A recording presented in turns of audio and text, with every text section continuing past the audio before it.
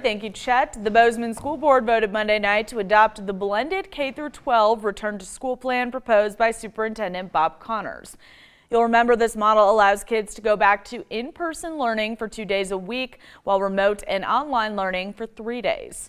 Trustees considered 3 options for a reopening model: a 100% remote online learning plan, a blended plan where students would spend 2 days in school and 3 days learning online, and a cohort plan that would allow for 100% in-person learning at school, but with modified scheduling of classes. For grades K through 8, the vote was 4-3 in favor of the blended plan.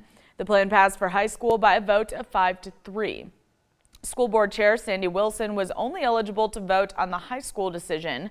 At the beginning of the meeting, Gallatin City County Health Officer Matt Kelly weighed in when a school board member point blank asked him how he would vote if he were a trustee.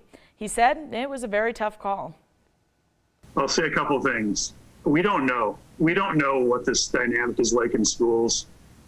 I will say it's valuable where you can create space and where you can have people separate and get space, that it does disrupt transmission.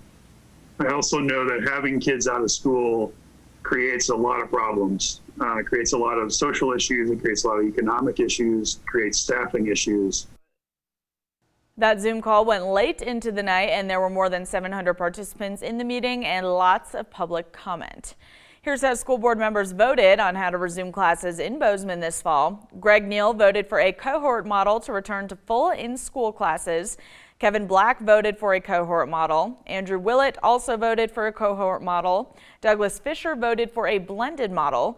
Gary Lewson voted for the blended model as well, but introduced an amendment to establish a date in October to reconsider models and possibly switch to a cohort model.